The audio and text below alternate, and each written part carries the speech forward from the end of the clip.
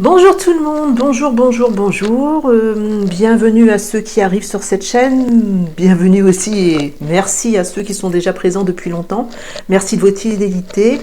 Je voudrais faire cette vidéo justement pour compléter, oui, j'avais déjà parlé des lignes de temps.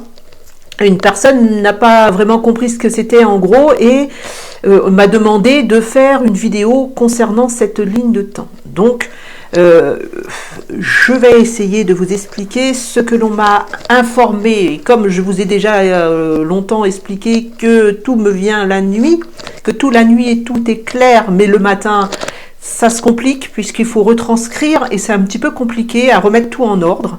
Donc j'ai écrit un texte au fur et à mesure pour avoir justement ne pas oublier ce qui est l'essentiel.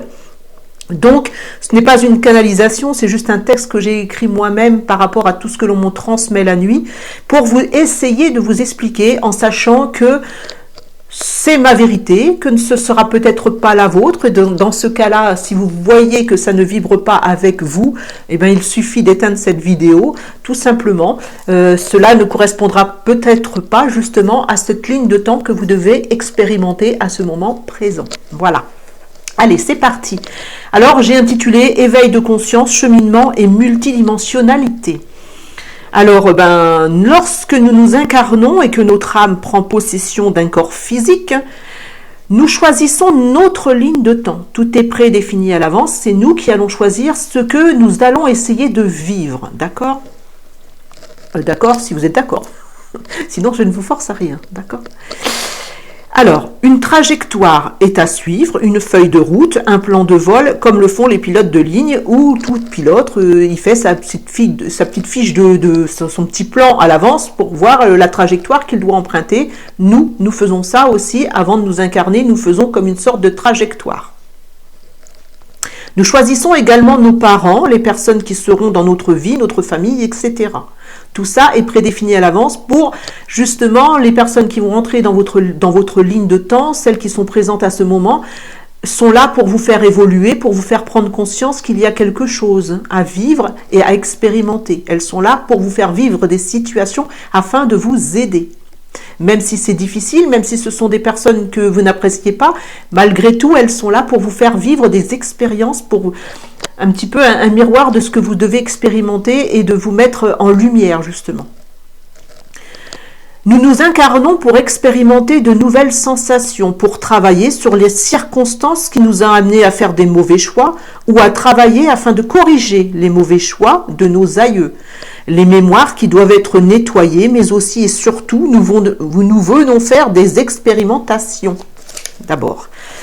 En premier lieu, lorsque nous nous incarnons, la première partie de notre vie doit être pour nettoyer un petit peu toutes ces mémoires que nous avons et pour comprendre ce que nous avons à expérimenter, justement à nettoyer par rapport peut-être aux mémoires de nos aïeux ou peut-être aussi à nos propres mémoires, à nos propres choses que nous avons dans le passé effectuées, que nous devons comprendre pour, on va dire, pour remettre à plat, pour comprendre l'expérience, pour nettoyer, oui aussi, mais pour aussi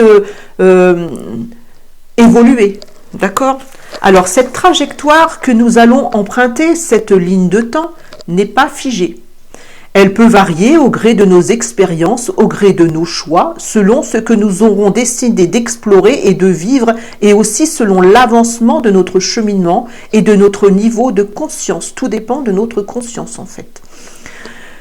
Donc, je vais continuer et après je vous expliquerai. Notre âme connaît tout du plan avant notre incarnation. Cependant, lorsque nous naissons, nous oublions ce pourquoi nous sommes ici. D'accord ? À part maintenant, les enfants qui vont s'incarner, bien souvent, elles connaissent déjà à l'avance tout. En fait, elles n'ont pas oublié. Ce que nous oublions en naissant, elles ont déjà toutes ces connaissances. C'est pour ça qu'il y a des jeunes maintenant qui vont s'incarner, qui ont toutes ces connaissances déjà. Elles sont là pour justement nous faire évoluer nous-mêmes. Évoluer l'humain en raccourci, on va dire. Au lieu d'avoir toute cette trajectoire à faire, elles vont déjà nous renseigner, nous enseigner tout ça pour aller plus vite. Voilà. Alors, Je reprends, nous devons tout vivre comme si c'était une première incarnation. Pourtant, nos bagages, nos connaissances demeurent inscrites dans notre ADN. Tout est inscrit, tout est gardé en mémoire. C'est comme une carte puce, une puce. Tout est inscrit, c'est un logiciel. Tout est inscrit dedans, tout reste en mémoire. Hein. Le savoir reste, même si nous l'avons oublié. Nous-mêmes, nous avons oublié notre conscience. Oui, elle l'a oublié, elle est toujours là, elle connaît tout ça. Notre conscience de là, humain à ce moment présent, nous l'avons oublié. En fait, c'est la mémoire.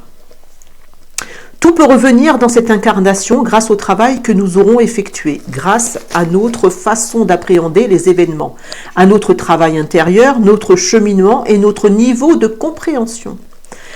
Si vous n'êtes pas du tout ouvert au spirituel, il vous restera encore un cheminement à faire pour arriver à cet état d'éveil et à cette foi. En fait, tout correspond à la foi. À la spiritualité, puisque le but de notre incarnation est en priorité de s'ouvrir à l'amour. Le but de ces incarnations, c'est d'arriver à l'amour inconditionnel, à l'amour de toute chose, à comprendre que nous sommes un, à comprendre que nous sommes reliés à tout le monde. C'est le but ultime de notre incarnation ici sur Terre. D'où toutes ces expériences pour nous ouvrir justement à vivre, pour comprendre en fait. Quand nous vivons des expériences, si nous ne les vivons pas nous-mêmes, nous ne pouvons pas comprendre. Donc il a fallu passer par l'état on va dire, de bourreau, de victime, même s'il n'y a pas de victime. Puisque nous incarnons, nous choisissons. Donc nous savons à l'avance ce que nous allons vivre. Donc dans cet état-là, il n'y a pas de victime. Donc tout ça est créé bien longtemps à l'avance. Parfois, cet éveil de conscience peut se faire très rapidement. Un déblocage subite, et c'est ce qui se passe actuellement. Beaucoup d'entre nous se sont réveillés subitement. Hein, c'est un éveil de conscience, on va dire collectif.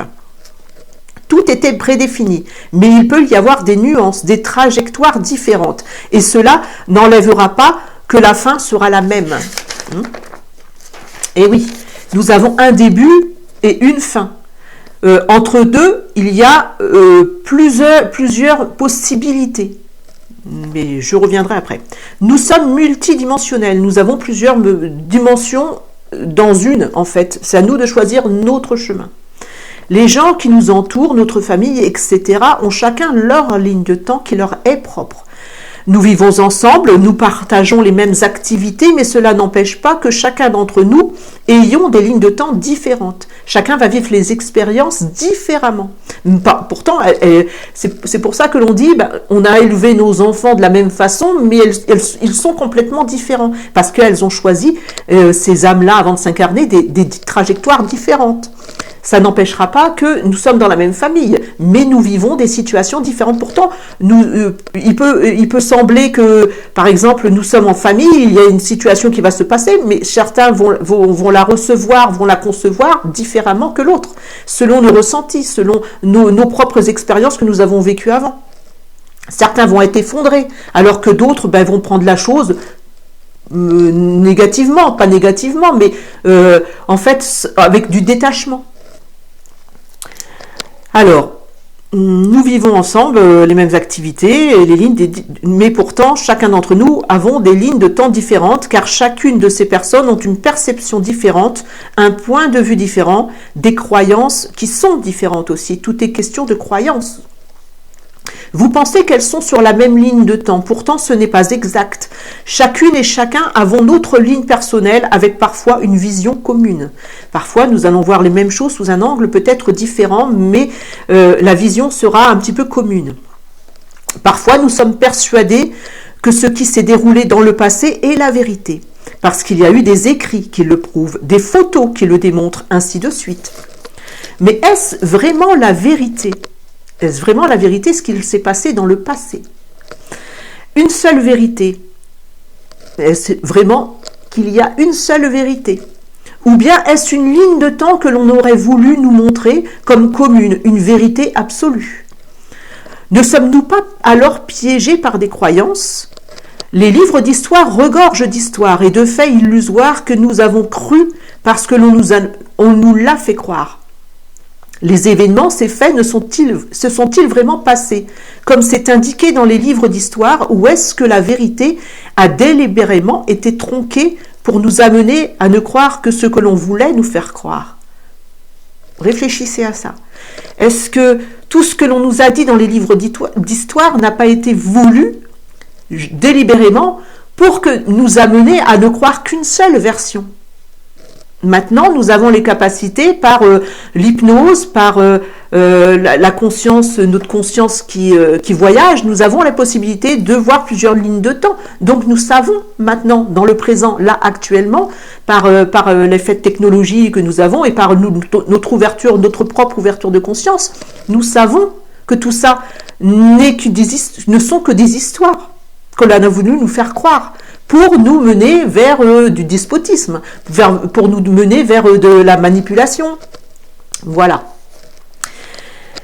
Alors, chacun de nous avons la possibilité de déterminer ce qui est vrai, car chacun détient sa vérité.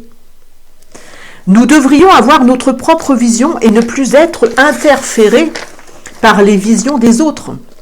Les lignes de temps sont infinies. Donc, il y a une infinie combinaison de possibilités. Elles sont à l'infini, ces lignes de temps. Donc, toutes les possibilités sont infinies également. Vous pouvez, si vous le désirez, de tout votre cœur, créer une de ces possibilités et ainsi créer votre réalité, créer une circonstance qui vous sera favorable. Vos pensées peuvent se concrétiser en vous projetant vers un futur possible que vous aurez choisi. Possible.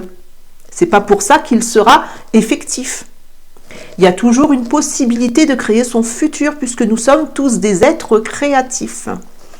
Ne vous laissez plus prendre dans les filets d'une ligne de temps de quelqu'un d'autre. N'écoutez que votre propre conscience qui vous conduira sur une ligne, sur un chemin favorable et plus approprié à ce choix que vous aurez fait. Je vais évoquer la fable en raccourci des 6 aveugles et de l'éléphant pour conforter un petit peu ce que je viens de vous dire. 6 aveugles veulent découvrir par le toucher ce qu'est un éléphant. Puisqu'ils n'ont pas la vision, ils essayent de voir par le toucher à quoi représente un éléphant. Le premier touche le flanc de l'éléphant et il se dit « Ah, il ressemble à un mur ». Le deuxième touche la trompe et il dit « Ah, il ressemble un petit peu à un serpent ». Bon, le troisième touche la défense de l'éléphant et il dit « Ah ça ressemble à une lance ». Le quatrième touche la patte et se dit « Ah, ça ressemble à un tronc d'arbre ». Le cinquième touche l'oreille et dit « Ah, c'est comme un éventail ». Et puis le sixième touche la queue et dit « C'est comme une corde ». Chacun d'eux se concerte ensuite pour partager leurs ressentis, ils parlent ensemble et ils se battent et chacun dit quelle est la représentation pour lui de l'éléphant. Mais tous veulent avoir raison puisque chacun a touché une partie du corps différente. Leur vision intérieure de ce qu'est l'animal, puisqu'ils n'ont pas de vision extérieure.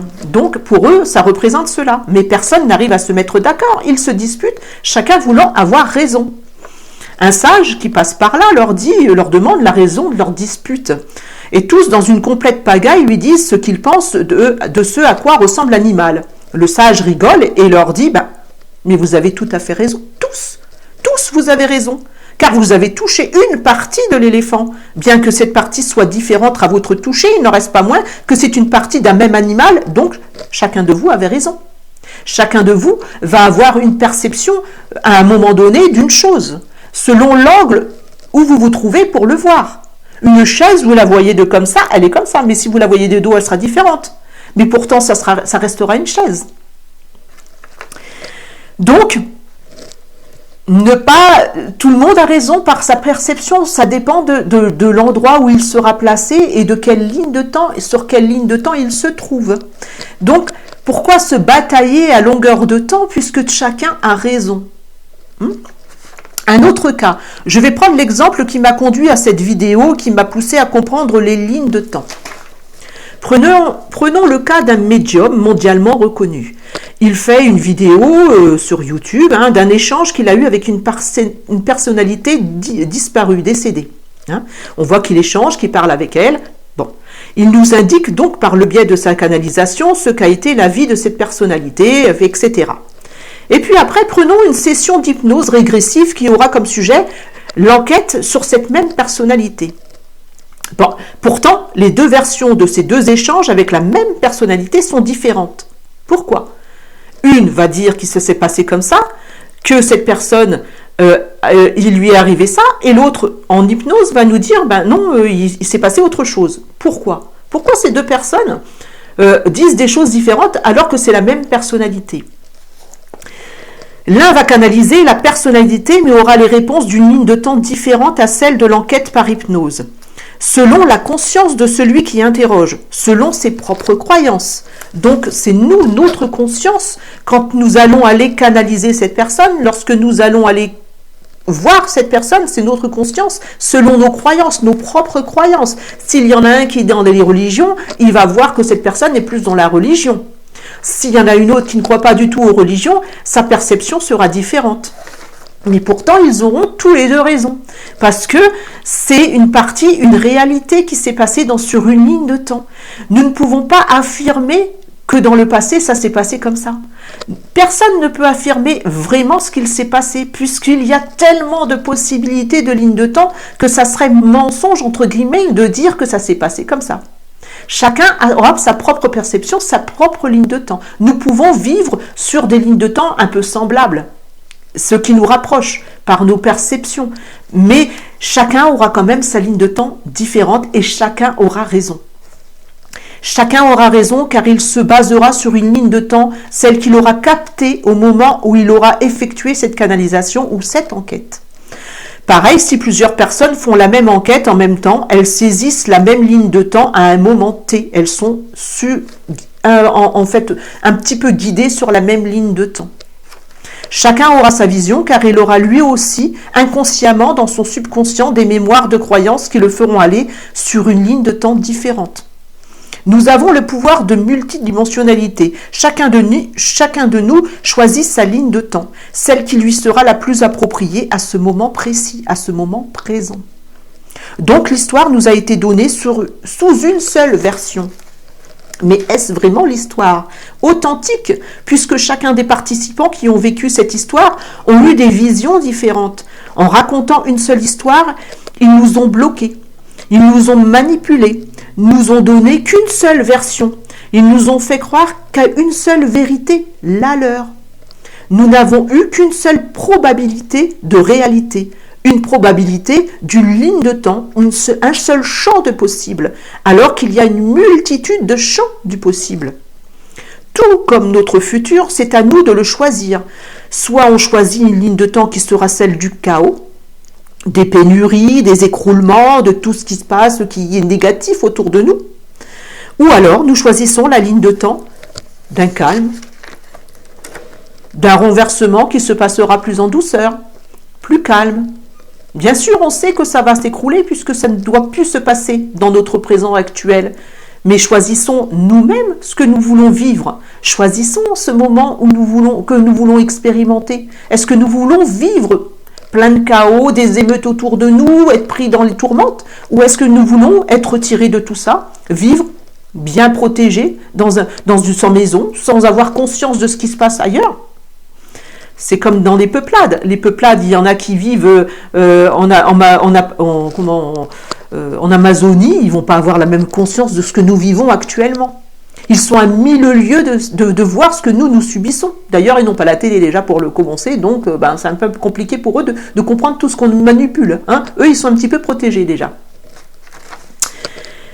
Alors, même s'il y a plusieurs effondrements, nous pouvons choisir de projeter un probable futur où les événements ne seront pas aussi terribles que ce que ce gouvernement avait prévu. Le choix nous appartient. Créons notre futur.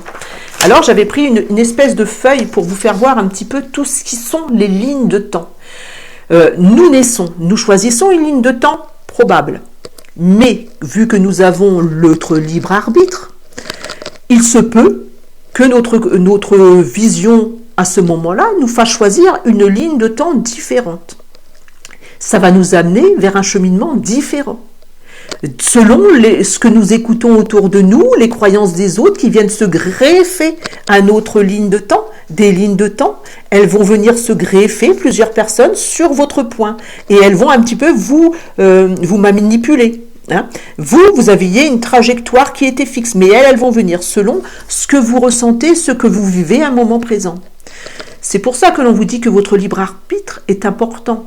Ne pas le donner aux autres, parce qu'elles vont vous influencer. Votre conscience, votre âme connaît le chemin, elle. Mais les personnes qui seront autour de vous vont un petit peu vous manipuler, vous emmener vers une trajectoire qui ne sera peut-être pas la vôtre.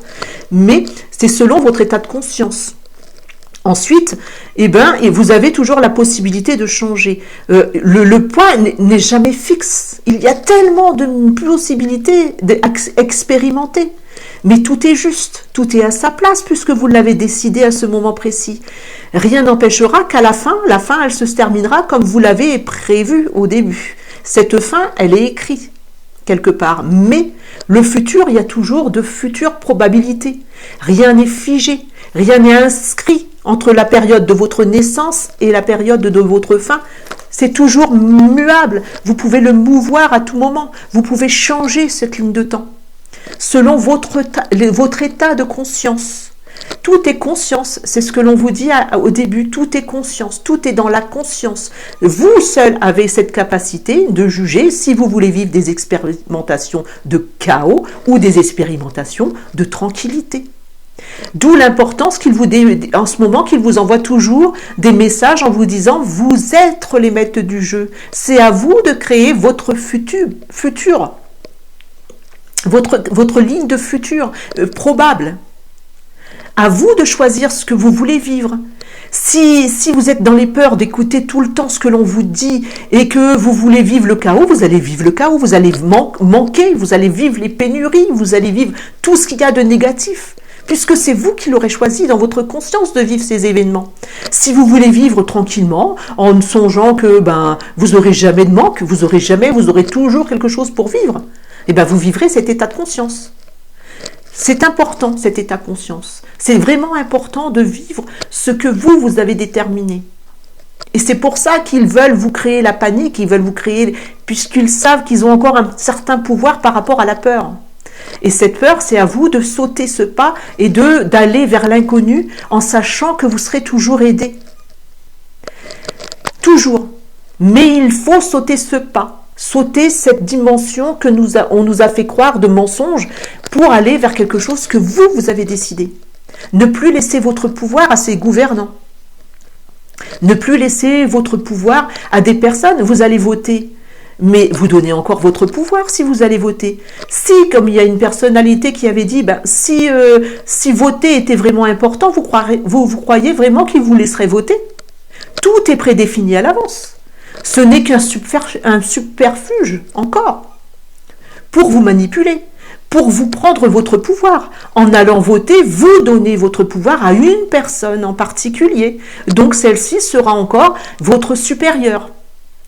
Réfléchissez bien, réécoutez cette vidéo au besoin, mais elle est importante pour vivre la suite des événements, pour que vous soyez en tranquillité, en paix d'esprit. Voilà. Je vous remercie de m'avoir écouté. J'espère que vous aurez compris un petit peu. J'ai essayé de vous transmettre ce que l'on m'avait transmis moi-même. Je ne suis que, comme je vous dis, juste un canal. J'essaye de faire au mieux selon ce que je peux comprendre et assimiler. Donc, si vous n'avez pas le même état de conscience que moi, tout est juste. Chacun a sa vérité, comme on vous le dit. En tout cas, je vous remercie infiniment. Merci de m'avoir écouté. Passez une belle semaine puisque nous sommes lundi. Prenez soin de vous, prenez soin de votre proche et puis écartez-vous de tout ce chaos ambiant autour de vous. Merci à vous en tout cas. Gros bisous à vous tous. Gratitude infinie. Merci. Gros bisous. Au revoir.